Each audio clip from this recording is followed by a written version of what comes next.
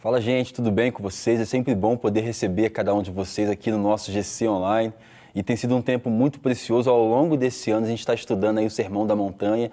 E hoje a gente continua estudando e é muito bom estar aqui com o pessoal do nosso GC, né? Tá aqui o Jordan, né? Que bom ter você com a gente aqui hoje, Jordan. E o nosso desejo acerca de você que participa com a gente é que seja um tempo precioso para você também, você que é líder de GC, anfitrião, que você possa aprender com a gente aqui também a como estar à frente de um GC, como arquitetar, fazer acontecer o seu GC também. Foi um tempo bem difícil para a gente, ficamos um tempo aí com o GC online por plataformas digitais, mas voltamos aí presencialmente em muitos lugares e que seja um tempo precioso. Quero começar aqui então orando pela sua vida, pela nossa vida, pelo nosso GC, em nome de Jesus. Se você puder, do outro lado, fechar os seus olhos, curvar sua cabeça por um instante. Pai, nós te louvamos, nós te bendizemos, Deus, te honramos, Pai, nesse dia. Obrigado por mais um GC, Pai, por mais um grupo de crescimento, Pai. O nosso desejo aqui é que nós possamos crescer mutuamente, Pai, uns com os outros, né, de forma equilibrada, Pai. No GC, as pessoas sempre têm o que ofertar, Pai, sempre têm o que oferecer. Nós aprendemos juntos, crescemos juntos, Pai, amadurecemos juntos, né? Isso é um grupo de crescimento, é um lugar onde todo mundo cresce junto, Pai. Que possa ser um tempo precioso aqui, um tempo de edificação, um tempo, Pai, também de adoração, um tempo de intercessão, um tempo, Pai, de muita riqueza para todos nós que estamos aqui e os demais irmãos que estão participando com a gente também desse GC, né? Que Deus abençoe você, seja muito bem-vindo e Raíssa, vamos lá, Raíssa. Aleluia.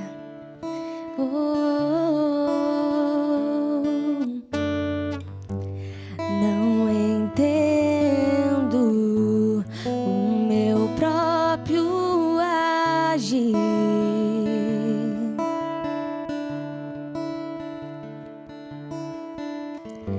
Sem tua graça, o que seria de mim?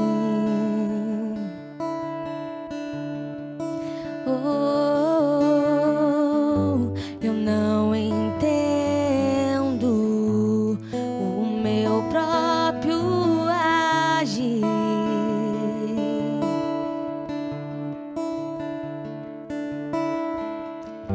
E sem tua graça, o que seria de mim?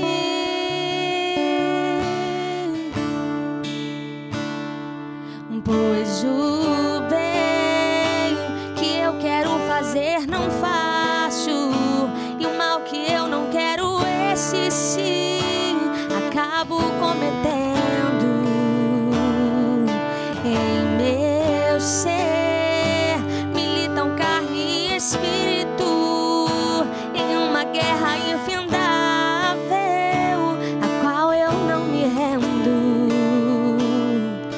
Pois meu corpo já foi vendido como escravo, e não existe bem nenhum em mim, apenas o pecado.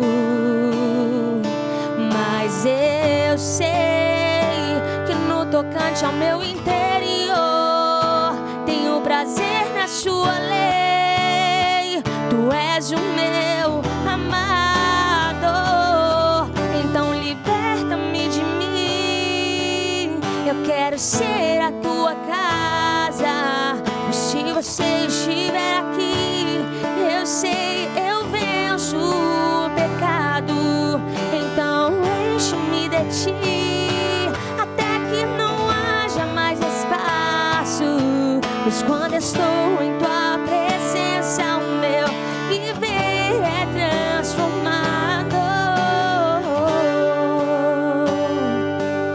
Jesus, sem mente em tua presença, Rei Jesus.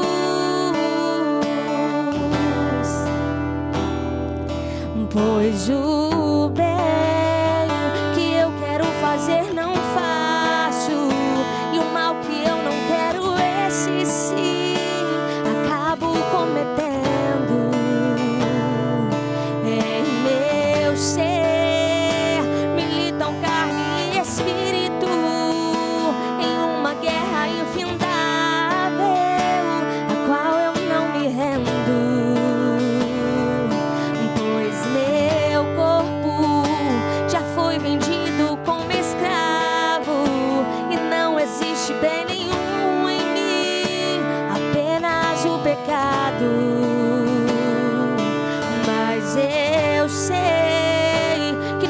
tocante ao meu interior.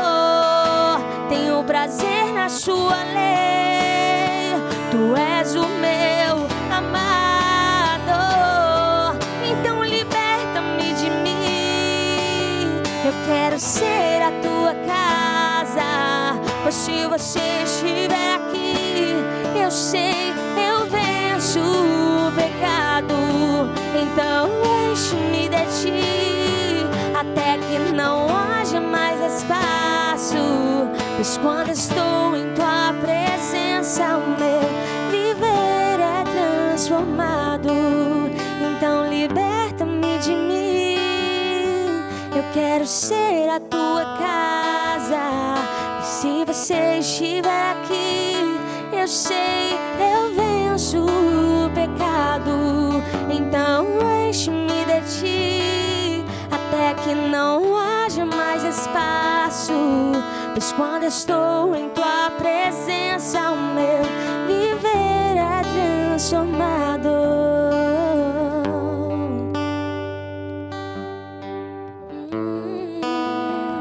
Somente em tua presença, Rei Jesus, atrai o nosso coração a ti, porque somente em ti nós somos completos, somos completos.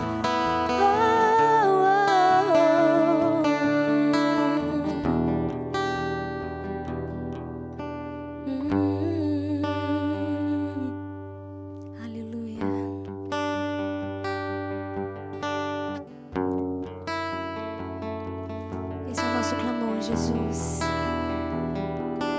nós queremos mais de ti. Nós queremos mais da tua presença.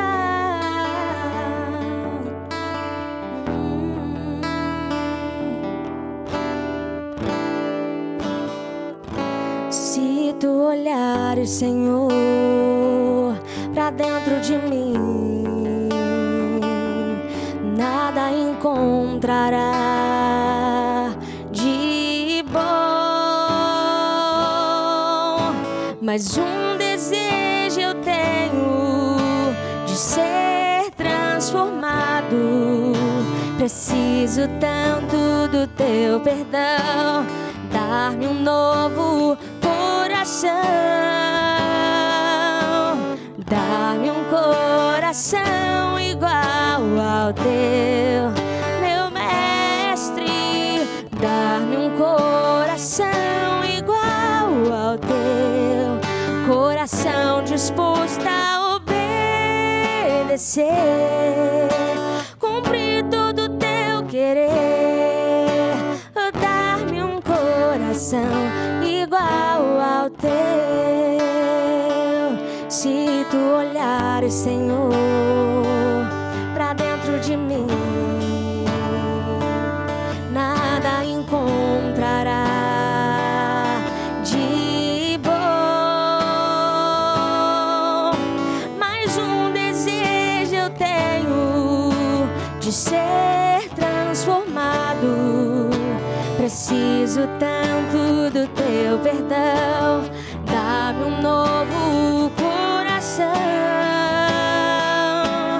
dá-me um coração igual ao teu, meu mestre. Dá-me um coração igual ao teu, coração disposto a obedecer, cumprir todo o teu querer. Dar-me um coração igual ao teu, dar-me um coração igual ao teu, meu mestre. Dá-me um coração igual ao teu, coração disposto a obedecer, cumprir todo o teu querer. Dar-me um coração igual ao teu, dar-me um coração igual ao teu. Amém, amém. Pai, esse é o nosso desejo nesse IGC, Pai. Que o Senhor nos dê um coração semelhante ao do Teu Filho, a fim de que possamos viver uma vida, Pai, de obediência às Tuas ordens, aos Teus mandamentos, Pai. Que seja um tempo precioso aqui no nosso IGC, tanto para nós que estamos aqui, quanto para tantos outros que estão do outro lado também. Em nome de Jesus, amém e amém. A gente está aqui hoje, então, mais uma vez, para conversar. A lição de hoje pretende nos conduzir pelo tema Olhos Maus. A gente continua no Sermão da Montanha. A gente sabe que o Sermão da Montanha são princípios do reino que vai vir, mas que já veio para nós, né? Então, quando nós lemos o texto de Mateus capítulo 5, 6 e 7, é uma ética e uma moral cristã, né? Que Cristo está nos apresentando como que deve ser esses cidadãos do reino dele, como que a gente deve se portar. O Sermão da Montanha fala sobre isso e a gente vai ler hoje o capítulo 6, o verso 23, que fala assim. É uma continuação. O verso 22 fala assim: os olhos são a candeia do corpo. Se os olhos forem bons, todo o corpo será cheio de luz. Aí no verso de hoje mas se os seus olhos forem maus, todo o seu corpo será cheio de trevas.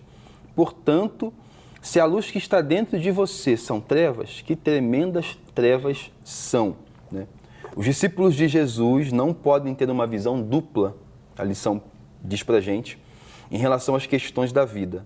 Não podem andar nas trevas e andar na luz. Então a lição começa dizendo pra gente que existe um caminho diante de nós, a gente tem que escolher. A vida cristã, talvez ela se inicia a partir de uma escolha. Eu preciso escolher ou caminhar no caminho que Deus colocou diante de mim, que é o próprio Cristo. Ele fala que Ele é o caminho, mas também que abriu um caminho diante de nós. Ou eu vou continuar no caminho onde eu produzia obras da escuridão, né? O apóstolo Paulo fala aos Colossenses, né, que ele nos transportou do império das trevas para o reino do Filho do seu amor. Então, os discípulos de Jesus, os que seguem a Jesus, precisam ter uma visão estabelecida, intencional, não ficar em dúvida entre situações e escolhas e em relação às questões da vida. A gente não pode cochear entre dois pensamentos, né? Os olhos maus levam a trevas, né? Então, parece que a forma como eu vejo, né, o que eu busco, o que as minhas motivações me levam a buscar com os meus olhos, revela a escuridão que está dentro de mim, né? Então, os olhos maus levam às trevas. Jesus, ele está se referindo a uma ambição fútil e egoísta. Então, é algo que de dentro, entendeu? Está muito mais dentro da gente, muito mais no externo.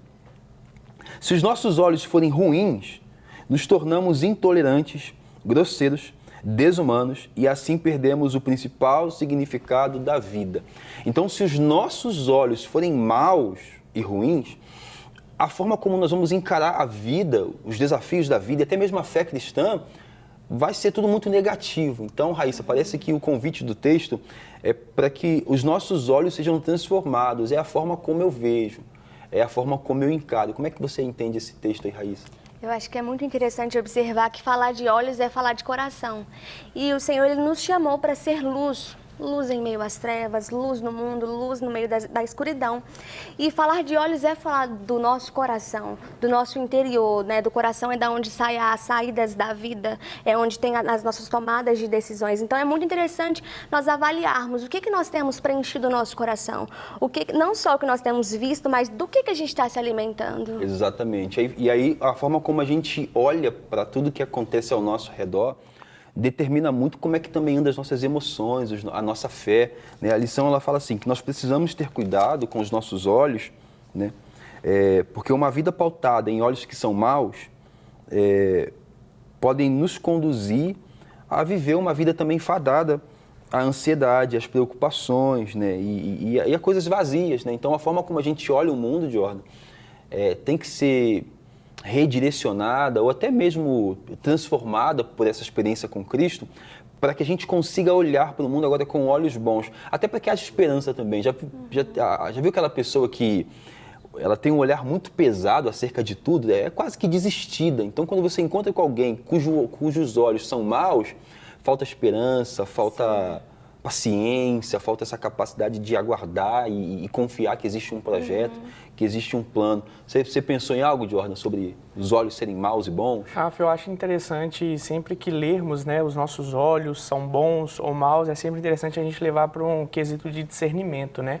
A forma no qual eu consigo olhar para o outro ou para a realidade da vida, para alguma coisa que acontece no nosso contexto, no nosso cotidiano, e sempre entender e sempre enxergar essa palavra olhos, a visão como um quesito de discernimento, aquilo que eu consigo perceber em você, aquilo que eu consigo tirar de lição sobre a sua vida ou sobre o contexto da sua vida, porque a nossa tendência é o discernimento negativo, né, acerca da nossa primeira impressão com as pessoas ou alguma coisa de mal que acontece, mas eu creio que Jesus tenta trazer, principalmente nesse capítulo 6, a visão de que o nosso discernimento, como a Raíssa diz, o nosso coração, o nosso interior, ele precisa olhar para algumas situações e colocar bondade Sim. ao olhar as pessoas, colocar bondade ao olhar as situações. Eu acho que pauta sobre isso um pouco também, sobre a questão do nosso discernimento sobre as coisas. E é quase que desafiando a gente a ver por além daquilo que os nossos olhos estão mostrando a gente. Porque ainda que os nossos olhos mostrem uma destruição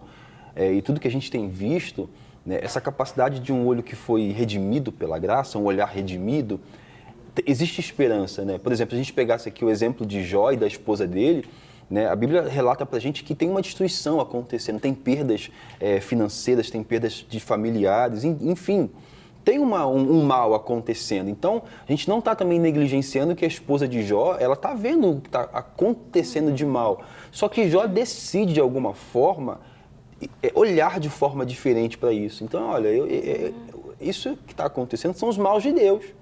Parece que ele, de alguma forma, ele tem tanta confiança de que Deus está no controle da vida dele e da história, que tanto o bem quanto o mal manifestam a vontade de Deus. E aí, então, ao invés de ser uma pessoa pessimista, negativa, ele se porta como alguém que tem fé, mesmo diante daquilo que os olhos estão mostrando, entendeu?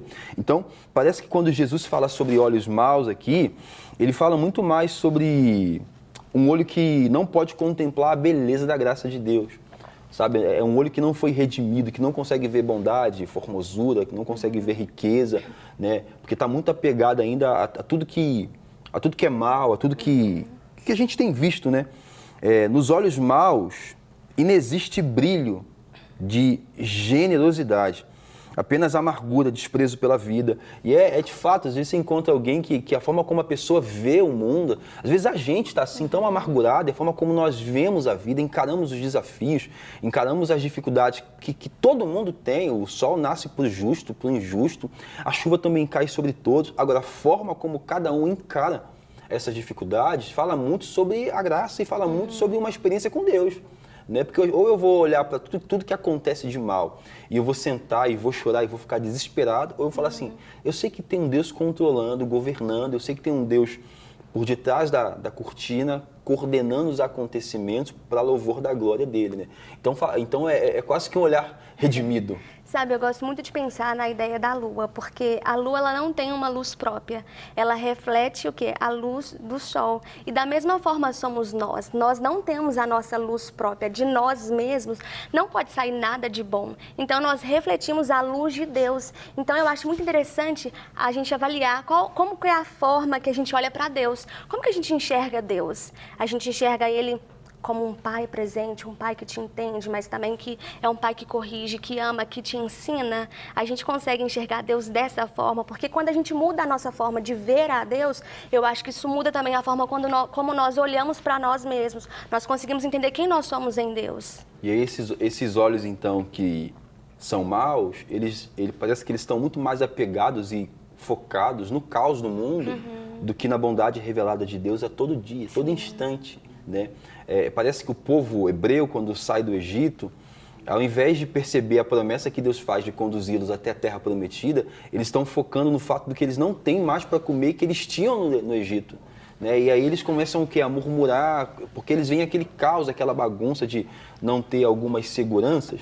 Então parece que o olhar mau, os olhos que são maus, negligenciam a bondade de Deus, a sua graça, a sua generosidade, o seu favor. Né? Então, por isso que acho que se faz necessário a gente mudar essa nossa visão, permitir que Deus toque na nossa visão, nos nossos olhos, para que a gente olhe para o mundo e, consequentemente, para as pessoas. Porque como olhar para uma pessoa que vive uma vida alienada, né? Por exemplo, um criminoso, como olhar para essa pessoa e acreditar que Deus pode transformar se os meus olhos são maus? Né? Eu acho que o olhar mal rouba de nós a esperança de poder ver transformação, de poder ver Deus movimentando em meio a tudo que a gente tem visto. Né? A Bíblia vai dizer para a gente que, no princípio, a terra estava sem forma e vazia, parecia que estava um caos, uma bagunça, e Deus perdeu o controle? Não, Deus está ali. Então, os olhos maus, eles negligenciam a existência de Deus, o cuidado de Deus e a coordenação de Deus. Deus continua governando e coordenando toda a história, mesmo quando os nossos olhos naturais mostram aparentemente o inverso. Por isso mesmo que nós somos convidados a olhar com os olhos da fé. Porque se eu me apegar só com aquilo que os meus olhos naturais me mostram, aí a gente realmente vai ficar ansioso, vai ficar preocupado e não vai ver muito sentido nas coisas, né? Aqueles que estão na escuridão, eles estão com os seus olhos tomados por uma cegueira espiritual, em que apenas o que é infame, o que é desprezível, o que é repulsivo, né, é capaz de atraí-lo. Tem algumas pessoas que não conseguem focar na bondade, parece que é um imã para coisas negativas. Pode estar diante da pessoa, está acontecendo ali um gesto de bondade e não consegue perceber. É o hábito, é o costume da escuridão. Ficou tanto tempo em trevas que agora, quando vê um gesto bom, os olhos não conseguem e não suportam. Um exemplo disso é exatamente a forma como os judeus e os fariseus da época de Cristo tratavam Jesus. Eles estavam tanto tempo na escuridão, tanto tempo amando essas obras da escuridão, que agora, diante deles está Jesus, e eles não conseguem reconhecer Jesus. E interessante que quando Jesus ressuscita Lázaro, os judeus armam um plano para matar também Lázaro.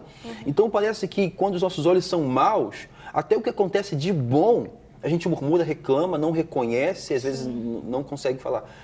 Tá, o mundo está aí, a gente estava num tempo, ainda estamos num tempo de pandemia, morreu muita gente, tá, ok, isso é péssimo, é horrível, mas você está vivo. Parece que os olhos maus roubam da gente também essa capacidade de louvar a Deus e de agradecer, porque a gente ainda está vivendo, a gente ainda tem um ar. E aí, Jordan? É outra problemática que eu ia citar. Parece que os olhos maus, ele não separa, né, o que é bom e o que é ruim. Tudo se torna treva. Como o próprio texto cita, a gente não consegue ter a capacidade de discernir o que é desfavorável, por exemplo, como no sofrimento de Jó, era favorável aos olhos de Deus, né? Era o propósito, era o plano de Deus que ele tinha para a vida de Jó.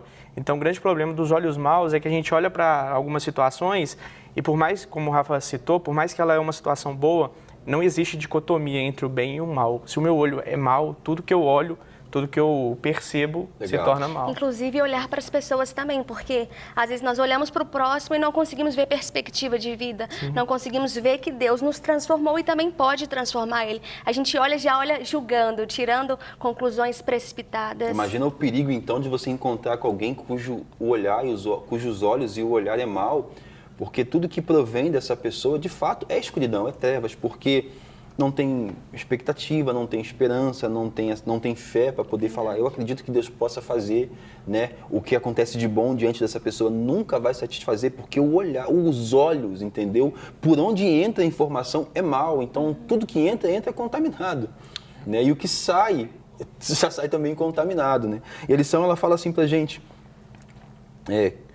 que quando andamos em trevas, os erros são escondidos, as mazelas são camufladas e sempre tendemos a nos acomodar e dormir no sono espiritual da indiferença. Essa é a realidade apresentada por Jesus. Existe uma realidade de trevas para aqueles que resolvem não olhar mais para Cristo, né? Então, os olhos maus também é essa disposição de não olhar para Jesus, porque logo se Cristo é a luz, né? E o simples nascimento e a apresentação dele ilumina a escuridão, né? Eu posso ter os olhos maus, mas a permanência é uma opção, é opcional, né? A lição conclui assim, as palavras de um teólogo: se você é emocionalmente atraído mais por coisas materiais do que por Cristo, ore para que Deus te dê um olho bom e desperte-o da cegueira do olho mau. Tudo é uma questão de prioridade. Ou nossa prioridade é Cristo ou as coisas deste mundo. ou os nossos olhos são bons ou são maus. E como aplicar isso à sua vida? Como aplicar isso à nossa vida, né? É necessário fixar os nossos olhos naquilo que não se vê, melhor, naquilo que não se vê. É necessário fixar os nossos olhos, não naquilo que se vê, né? Mas naquilo que não se vê, pois o que se vê é transitório, é passageiro, é temporal, mas o que não se vê é eterno. Eis aí um desafio, né? O nosso desejo é que não somente você que está participando do GC com a gente, mas também a gente, nós consigamos fixar os nossos olhos naquilo que não pode ser visto, naquilo que vem por meio da fé. Tudo que a gente vê no mundo, o caos do mundo é temporário, é passageiro, vai passar.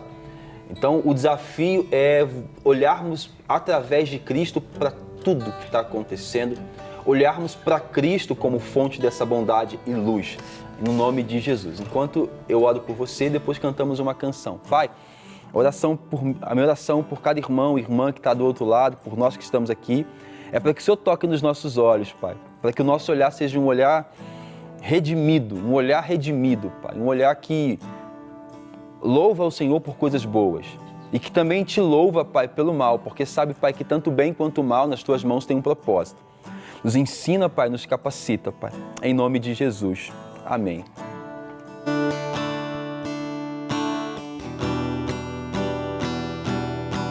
Então liberta-me de mim, eu quero ser a tua casa, pois se você estiver aqui, eu sei, eu venço o pecado. Então enche-me de ti, até que não haja mais espaço, pois quando estou em tua presença, o meu viver é transformado. Liberta-me de mim, eu quero ser a tua casa, pois se você estiver aqui, eu sei, eu venço o pecado. Então enche-me de ti, até que não haja mais espaço, pois quando estou em tua presença, o meu viver é transformado.